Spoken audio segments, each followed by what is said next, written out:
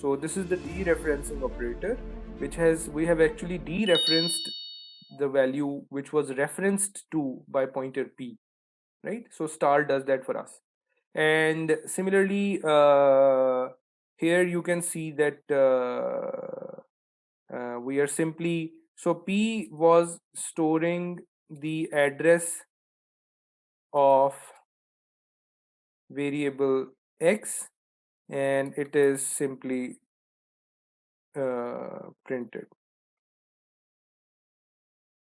So let me abbreviate our address in terms of 7FFF and then 84C, right?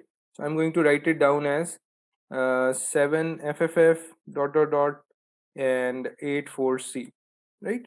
So this is our long address of this location, and this is the value that we stored on this location, which is 45,700. So let me show you what essentially happened, or what we did with these values.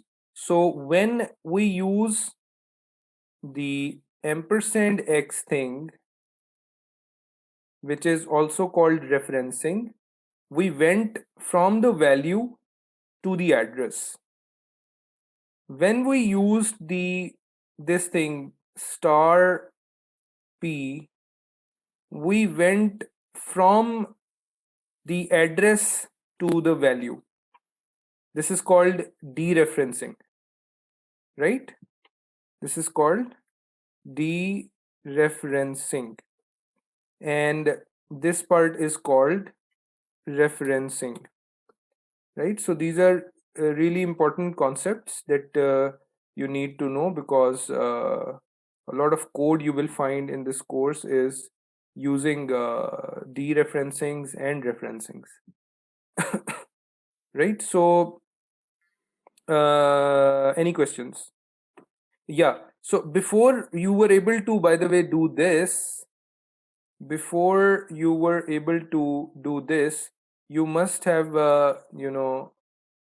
you must have done something which we wrote as p equal to ampersand of x, right?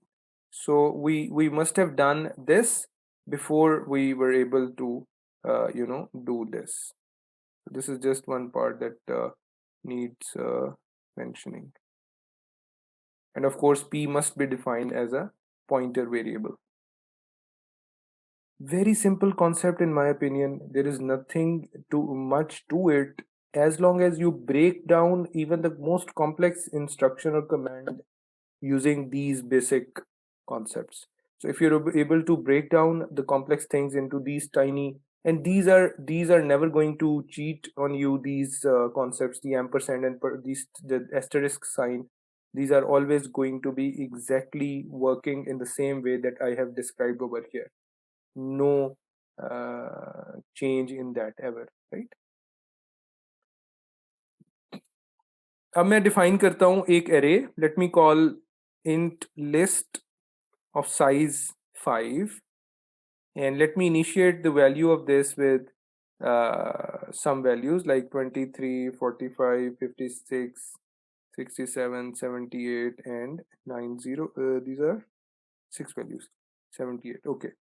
So we also call this an array of size 5, and every element has type int.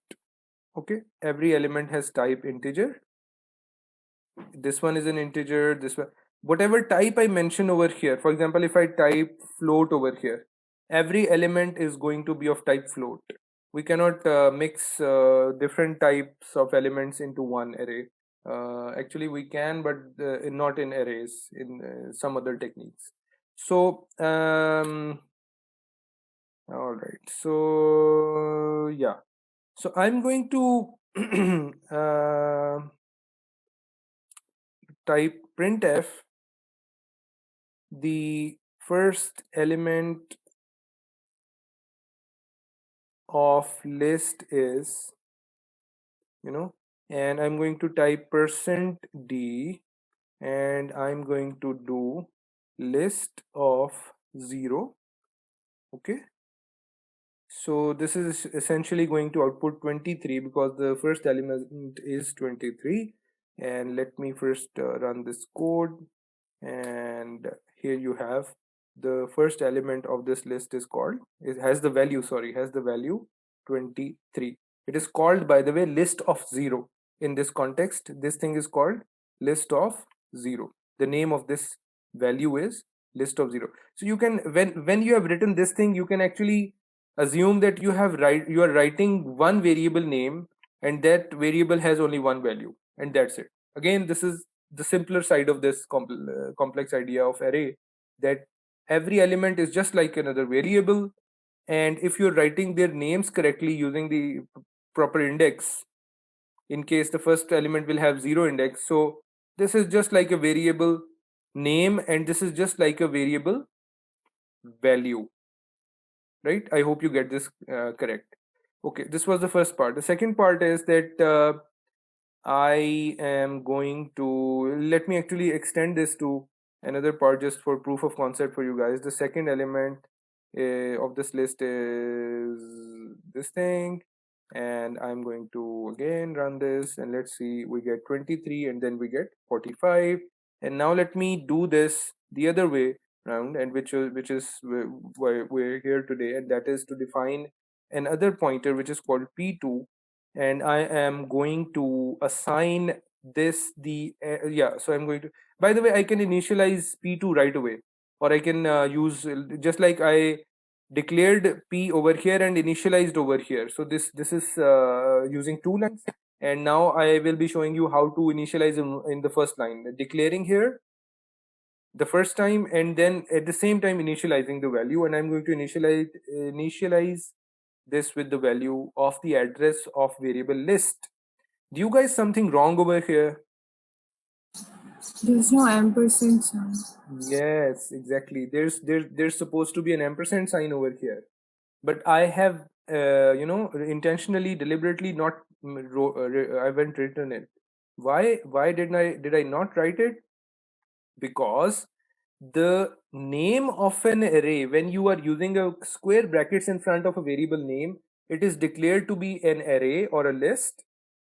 And by default, if that is the case with a variable, that it is not a single variable, it's a list of variables, then the name of that variable, the list thing, without any mentioning of indices, right, that name is directly the address of the first element of that list, right? So this is something by design. There is no particular logic behind it. Probably we can build a logic in reverse order, but this is by design, that list is the address of first element of this list array. So there could be another way of writing that, but I will yeah, actually I will do it right now. So I could also do this. I could also write ampersand list 0. Why? Because list of 0 is actually a variable. It's just like a variable. As I said, there is no doubt in this that this is not a variable. This is a variable. List square brackets 0. This is a variable. And then you will have to place ampersand sign, because you're not using an array anymore or a list anymore. You're just using one variable. So now you are bound to use an ampersand sign in front of that, right? So this is what we've done, and this is also correct, this is also correct, but you can see this one is simpler, this one is more neat. So we are just going to get rid of this. Yeah, so now I am going to repeat both of these things, but I'm going to get rid of the list name. I'm going to use p2 instead. So let's see how, in what ways I can do that. So I'm going to write p star p2 over here. It is essentially going to point to list of 0, and it is going to display 23. To display 25, I will have to write something like this. I will have to write star p2 plus 1, but because star is has higher precedence, we will have to use brackets, and we will have to add 1 to P2 before the dereferencing is made. So that's why I'm typing in the brackets, the square brackets, and then I'm going dereferencing to the value of whatever value is being pointed to by P2 plus 1, the next address, right? So यहाँ पे एक star आना चाहिए. So that was the error. Thank you for that. So this is fine. This is not needed because we are talking about a value which is of integer type. So P2 is going to point to that type, and %d is good for that, and no typecasting needed as well. So yes. So now you can see that the both pair of lines have exactly the same output, even though the second pair of lines did not mention the name list anywhere. And this is how you have managed to, understand pointers a bit better. That pointer arithmetics क्या होते हैं? Pointer arithmetics allow you to simply play with addresses like values. The pointers allow you to play with addresses like they are simple numbers, number values. Whereas the arrays or lists, they force you to play with indices, index of arrays.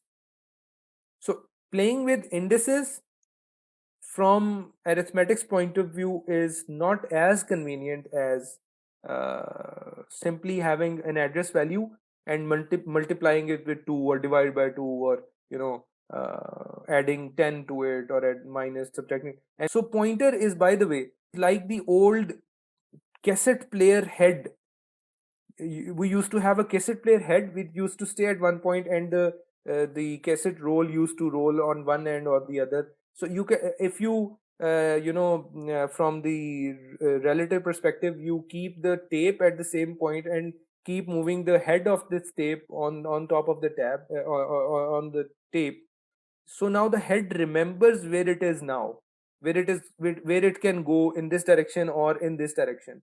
So this is another thing the pointer provides you, that for example, if I have updated the value of pointer as well, for example, if I do this, if I write down P2 equals P2 plus 1.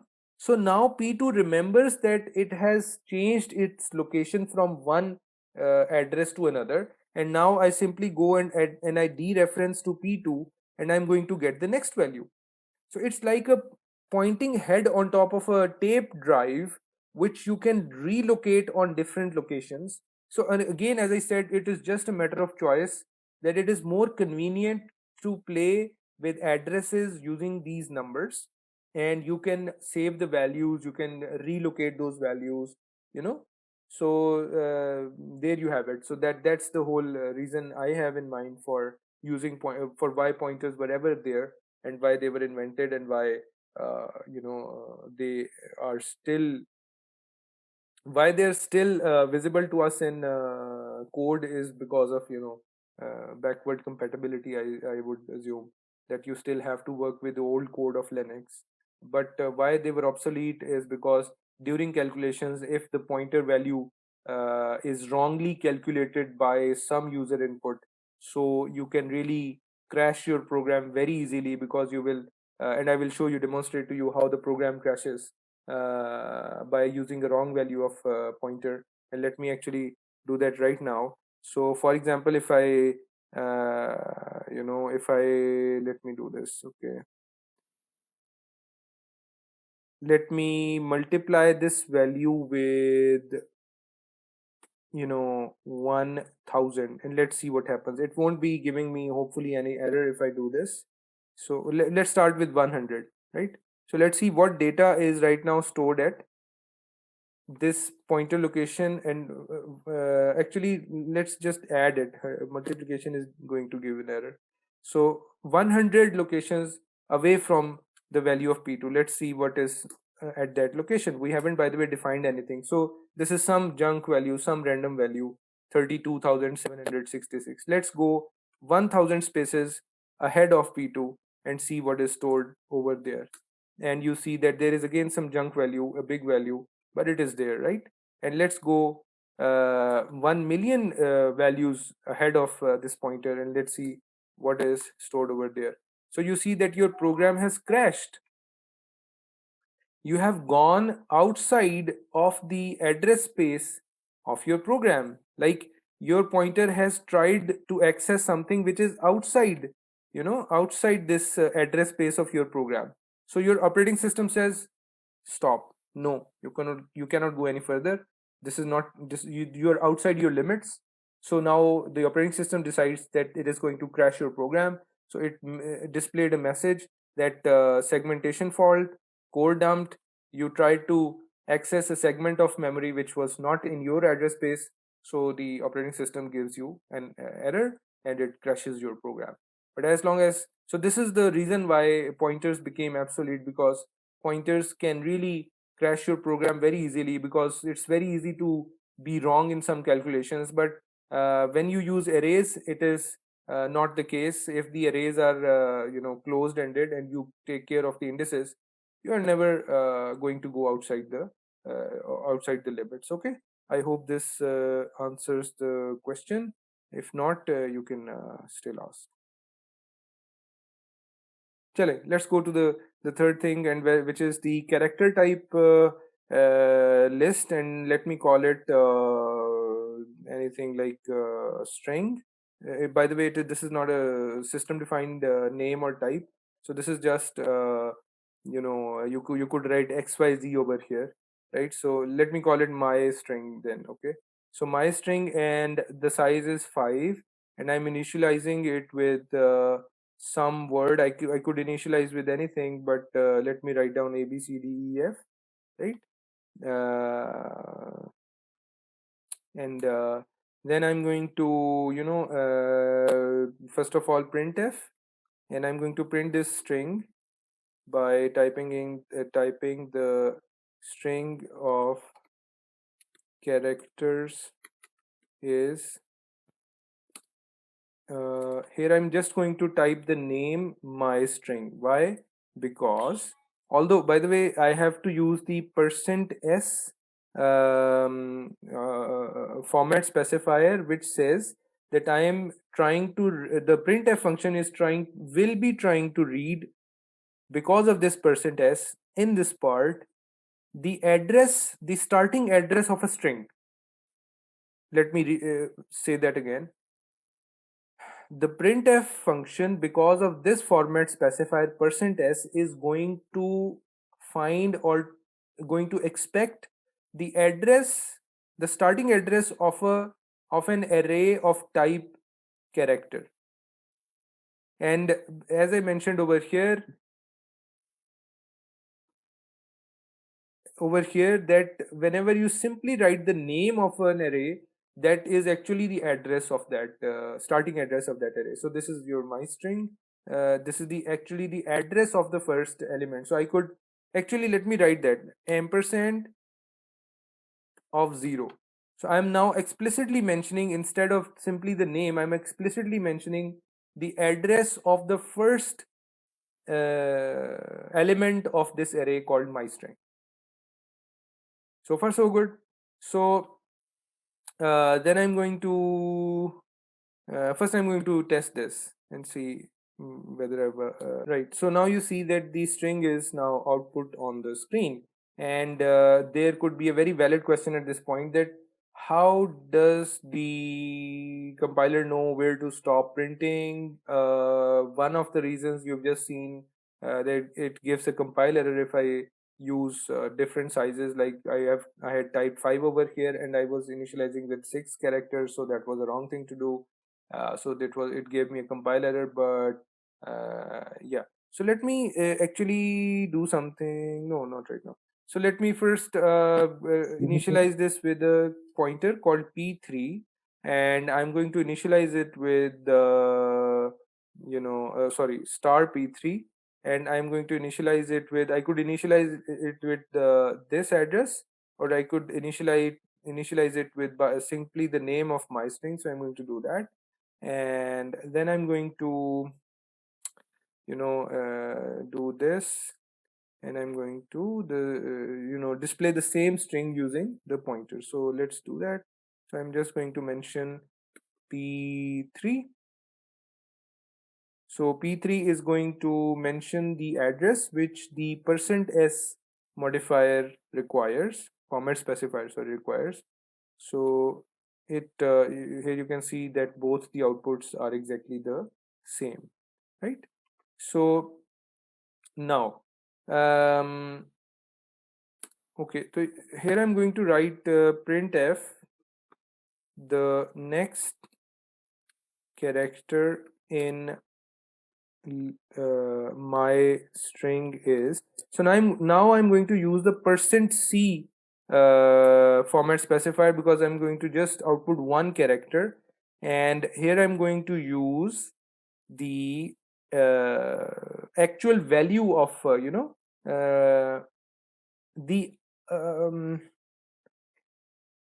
%s required me to enter the address of the string. Just like if I had used %s over here, I would simply be mentioning this address. So %s would take the address, go to the address, take anything that starts from there up to something we call a null character, go up to that point, take all of those things, use the ASCII converter to convert them into their respective characters, and then display all of those characters as one string. So printf is doing a lot of things over here because of this %s format specifier. But if you use the %c format specifier, it is essentially going to only read one value, which is the ASCII value, which should be placed in this location over here. So I'm going to write down, let's suppose, my string, and I'm going to use I over here, and I'm going to iterate the loop, and let's see what happens. So by the way, you may have noticed that I'm trying to display 4 values, although no, sorry, 6 values, although there are only 5 values. So let me first try with 5 values and then 6, and then see what happens. So okay, so now you see every line it says first character, the next character is A, then B, then C, then D, then E. Let me print another one, and let's see, does it allow me to do that or not? It does. And the next character is not visible, it is not seen. Why is it not seen? Why? Because this is something we call the null character. This character is something that is used to mention the end of a character string, right? And let me show you how we can see the value of that character. So I'm going to print over here the ASCII codes. The next character ASCII, this character ASCII code is,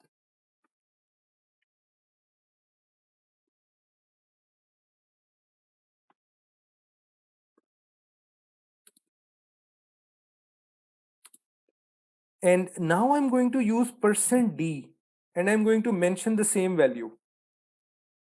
It is, instead of converting, because there was %c before, and %c converts the number into ASCII using ASCII code to a character. Instead of doing that, now it is simply reading the same number, which is the ASCII code, and displaying it as it is. So let me show you how it responds. So it says the ASCII code for A is 97, B 98, C 99, D 100, E 101, and the ASCII code for the last character is what? 0, which is, again, as I said, is the null character. And by the way, you must have seen that you must have noticed that we are going above the actual indices of the list. We are going to the 6th element, which is index 5. There is no index 5 over here. Index 0, index 1, index 2, index 3, index 4. There is no index 5 over here. That index 5 is by default when I initialize the initialize the string in this way. It automatically appended a null character at the end of the string. So we can even go further. Let's go further. Let's go to 10 characters. Here you can see that after our valid self-defined string, the next character was null. After that, there is some special character, God knows what, and then there is some random junk value, then there is some random junk value, then there is some random junk value. C language is a low level language. It doesn't prohibit you from going above the index on in runtime.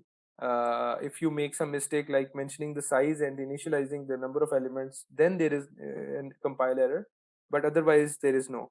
So I'm going to do the same using pointer p3. So let me do that, and let me tell me if you see there is something I'm not doing right. So what do you think should be done? Should I write something like this, or what if I wanted to display the ASCII code? What then? I was saying that we will try this code using pointers, and let's see if the output is the same. And you can see over here that the output is now exactly the same: A, B, C, D, E. Then the null character over here, and then after that some junk values that definitely so the benefit of using pointers, you can see over here, you can use simple arithmetics. You can multiply or add numbers to pointers to go from one location to another location. It's very easy, instead of getting confused with the indices of these arrays. So that is all I would like to say in this regards. And so, for example, if I increment the loop too much, you will see that it is going to eventually, the program is eventually going to crash. So it did display a lot of values. It kept on displaying the values, some junk values, all of these values, and after a while the program crashed, right? So this is all about pointers, the dereferencing pointer and the referencing, the dereferencing operator and the referencing operator. These are how they are used, how they can be used to display strings or numbers